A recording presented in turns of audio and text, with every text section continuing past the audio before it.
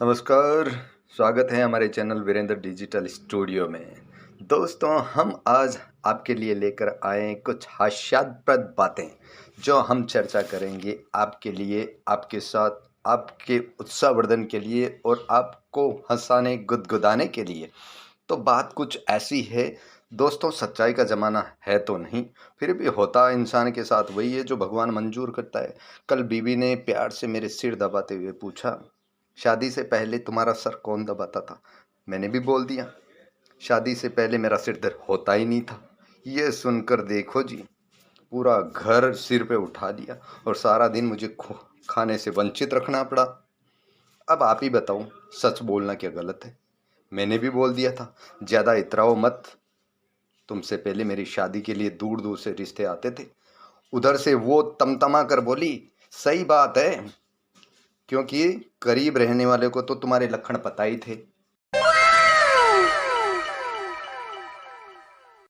दोस्तों, ऐसी घनघोर बेइज्जती के बाद मैं घर से खिसकने की सोचने लगा, क्योंकि परसों ही ज़्यादा होशियार बनने के चक्कर में हुआ यूँ कि मैं आत्मनिर्भर बनने की कोशिश में मुझसे एक कांड हो चुका था, जिसकी भनक मेरी बीवी को आज तक नहीं लगी। हुआ यूँ कि परसों दोपहर हमारी मैडम जी सो रहे थे। मुझे थोड़ी सी भूख लगी, किचन में चला गया, 4 पीस ब्रेड के सेके, वहाँ रखी हरी चटनी खा ली। हरी चटनी खाने के बाद पेट तृप्त होगा, जब पत्नी सोकर देर बाद आकर मुझसे पूछने लगी, अजी सुनते हो? मैंने कहा बोलिए। मैंने किचन में मेहंदी भिगोई थी, वो कहाँ गई? सच बताओ, तुमने फेंक तो नहीं दी?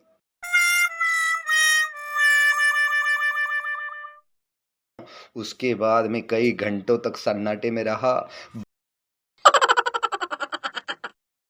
बाज आए भैया आत्मनिर्भर बनने से।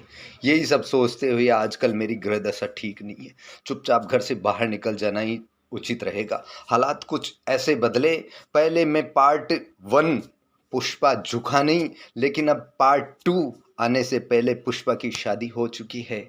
अब पुष्पा झाड़ू लगाएगा, अब पुष्पा बर्तन मांजेगा और सब्जी भी लाएगा, कपड़े भी धोएगा, बिल्कुल मेरी तरह।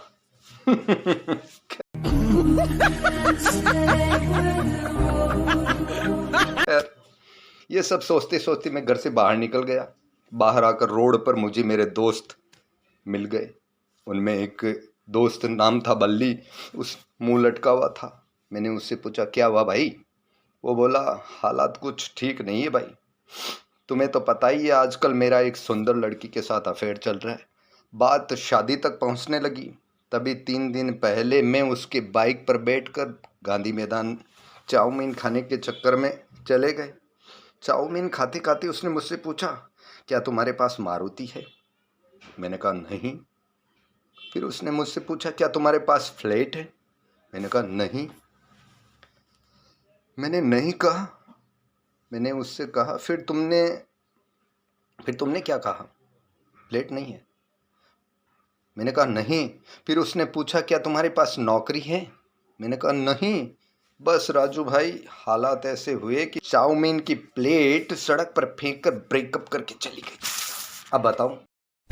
कहा, भाई टेंशन नहीं लेने का।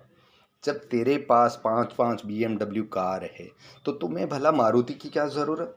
जब तेरे पास खुद का इतना बड़ा बंगला है तो तुम्हें फ्लैट की कहाँ ज़रूरत? और अब तेरे पास 500 करोड़ का टर्नओवर का अपना बिजनेस है, 400 लोग तुम्हारे यहाँ नौकरी करते हैं, फिर भी तुम्हें नौकरी करने की ज़रूरत? अब तुम ही बताओ, उदास क्यों हूँ? बल्ली उदास होकर बोला, यही तो बात है भैया, आखिर वो मुझे छोड़कर चली क्यों गई?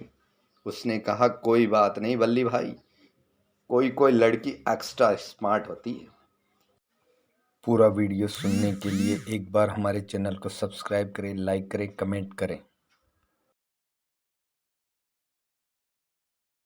तभी रमेश पनवाड़ी भागता हुआ आया और बोला, राजू भाई जल्दी तैयार हो जाओ, मेरी बारात में चलना है। अब थोड़ी देर पहले एक लड़की ने मुझसे कहा है, तेरा बैंड बजवा दूंगी। बस भाई, मेरी शुभ घड़ी आ गई, जल्दी तैयार हो जाओ। मैंने कहा, हम ऐसे बैंड में नहीं नाचते, और भला चाहते हो तो कुछ दिन ननियाल घूमने के लिए चले जाओ, सेहत के लिए ठीक रहेगा।